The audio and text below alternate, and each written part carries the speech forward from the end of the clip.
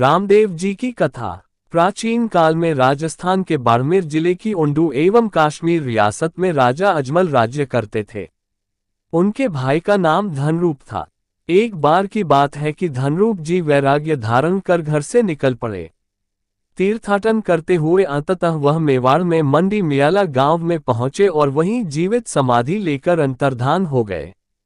इस घटना से ठाकुर अजमल बहुत दुखी हुए। अब वह अपना अधिकांश समय द्वारकाधीश भगवान श्री कृष्ण की भक्ति में व्यतीत करने लगे। ठाकुर अजमल निसंतान थे, जिसके कारणवश वह दुखी रहा करते थे। साथ ही उन्हें ये भी कष्ट सताता था कि एक आतंकवादी राक्षस भैरव पोखरण क्षेत्र में भयंकर उत्पात मचाया करता है।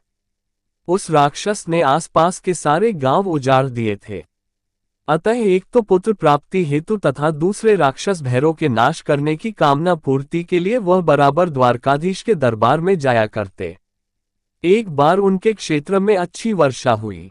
किसान खेत जोतने घरों से निकल पड़े, पर अजमल जी को सम्मुख आते देखकर लौट पड़े, क्योंकि वह निसंतान थे। अजमल जी को जब इस बात का पता लगा तो उन्हें बड़ा ही दुख हुआ। उन्होंने तुरंत रानी मैना देवी के साथ द्वारकाधीश की यात्रा करने का निश्चय किया। इसके पूर्व उन्होंने काशी वाराणसी पहुंचकर भगवान आशुतोष शिव का भक्ति भाव से पूजन किया। भगवान शिव ने प्रकट होकर उन्हें द्वारकाधीश श्री कृष्ण के पास जाकर अपनी मनोकामना पूर्ण करने की प्रार्थना करने का आदेश दिया। भगवान शिव के आदेश अनुसार रानी मैना देवी तथा भक्तजनों सहित अजमल जी द्वारका पहुंचे। द्वारकाधीश के मंदिर में उन्होंने भगवान से साक्षात दर्शन की आर्त स्वर में पुकार की। जब उन्हें दर्शन नहीं हुए तो उन्होंने रानी के हाथ के पूजा के थाल से चूरमे का लड्डू लेकर द्वारकाधीश के विग्रह पर क्रोधपूर्वक मारा और कहा, मैंने ऐसे कौन से पाप किए जिसकी सजा आप मुझे दे रहे हैं? मेरी पुकार यदि नहीं सुनी गई तो मैं अपने प्राणों की यही आहुति दे दूंगा। ये देखकर मंदिर के पुजारी ने कहा, महाराज, यहाँ तो भगवान का विग्रह है। आपको उनके साक्षात दर्शन हेतु स्वर्णपुरी द्वारका के सागर में जाकर उनसे मिलने का प्रयत्न करना चाहिए। वहां वह शेषनाग की शैया पर लक्ष्मी सहित विराजते हैं।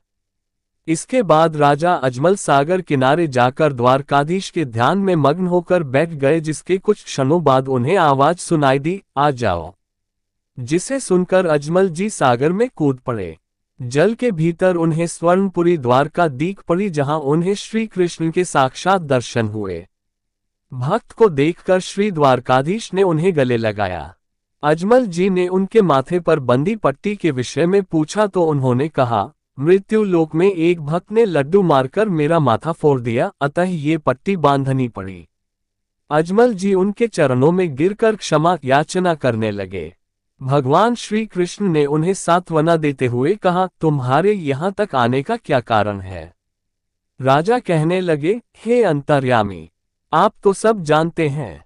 एक तो मेरे संतान नहीं है तथा दूसरा ये कि मेरे क्षेत्र में एक असुर ने आतंक मचा रखा है, जिसे मारना मेरे वश में नहीं है। अतः इन्हीं दो कारणों से मैं आपकी सेवा में आया हूँ। एक कारण स्वार्थ का, दूसरा कारण परमार्थ का। प्रभु बोले, राजन, तुम्हारी दोनों कामनाएं पूरी होंगी। इसके बाद प्रभु ने अपनी वैजयंती माला से एक पुष्प मोती तोड़कर अजमल जी को देते हुए कहा, लो, घर जाकर इसकी पूजा करना। इसे अपने होने वाले पुत्र के साथ रखना। साथ ही पीतांबर और आमल डाबलीक माला का श्याम पुष्प भी दिया और बताया कि इन्हें पूजा सामग्री के साथ रखना। पुष्प को पालने में झुलाना और पहले पुत्र का नाम वीरमदेव तथा दूसरे का नाम रामदेव रखना। जब घर में पूर्णिमा सदृश चांदनी हो तो समझना मैं आ गया हूं, अर्थात मैं स्वयं तुम्हारे पुत्र रूप में जन्म लूंगा। उस समय तुम्हारे संपूर्ण गढ़ एवं गांव में तेज प्रकाश व्याप्त होगा। तुम्हारे घर के आंगन का पानी दूध के रूप में परिणत हो जाएगा। सभी स्थानों पर शंख ध्वनि, घंटा ध्वनि होने लगेगी। घर में कुमकुम के नन्हे पैरों के चिन्ह बन जाएंगे। ऐसा वरदान देकर अजमल जी को द्वारकाधीश ने विदा किया और चलते समय पूजा में रखने के लिए एक शंख भी दिया। तदुपरांत अजमल जी को सभी लोगों ने समुद्र जल से ऊपर आते देखा। रानी मैना देवी को अजमल जी ने सारा वृतांत बताया। भगवान की महिमा को जानना बड़ा कठिन है। सब लोगों ने अजमल जी के माथे पर तिलक देखा तो उनके वचन पर सभी को विश्वास हो गया। अपने राज्य में पहुंचने पर सभी जनों ने राजा रानी का स्वागत किया।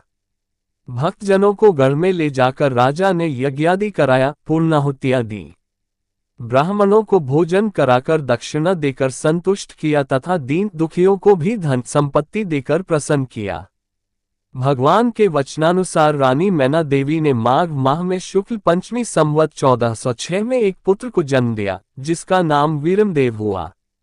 अजमल जी एवं रानी अपने पुत्र की बाल लीलाओं को देख प्रसन्न रहने लगे। तदुपरांत भगवान श्री कृष्ण ने भादो सुदी पंचमी संवत 1409 में मैना देवी की कोख से जन्म लिया।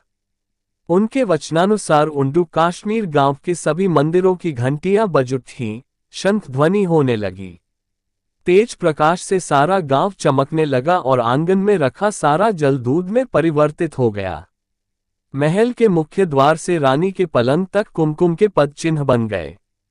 राजा एवं प्रजा ने इस अवसर पर द्वारकाधीश की जय जयकार की। दुखियों और ब्राह्मणों को राजा अजमल जी ने यथोचित दान दिया। इस प्रकार अजमल जी के घर साक्षात श्री कृष्ण ने अवतार लिया। उनका नाम रामदेव रखा गया। यही रामदेव अपनी अलौकिक लीलाओं द्वारा सारे राजस्थान एवं गुजरात प्रदेश में श्री कृष्ण के कलियुगी अवतार कहलाते हैं।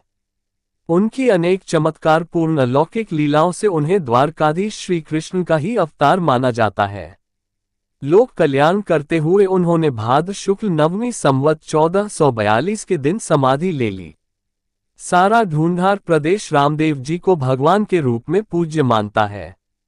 उन्होंने आसुरी शक्तियों का नाश कर लोगों में हिंदू धर्म के प्रति सच्ची आस्था जगाने का अनोखा कार्य किया, जबकि उस समय भारत देश बर्बर आतताइयों के अधिकार में था। श्री रामदेव जी सच्चे अर्थों में संत थे। उन्होंने समाज में व्याप्त कुरीतियों को मिटाकर सच्चे ज्ञान का प्रकाश किया। वह जाति पाति ऊंच नीच में विश्वास नहीं रखते थे। हिंदू और मुसलमान दोनों ही उनके भक्त थे। उन्होंने भगवत भक्ति और सत्संग पर विशेष जोर दिया। भगवान शिव के जैसे 11 रुद्रावतार हैं, भगवान विष्णु के 10 अवतार अथवा 24 अवतार हैं, उसी प्रकार श्री रामदेव जी की भगवान विष्णु के अवतार के रूप में प्रसिद्धि है। लोग अपनी मन्नतें मांगने पोखरण के पास रामदेवरा में आते हैं।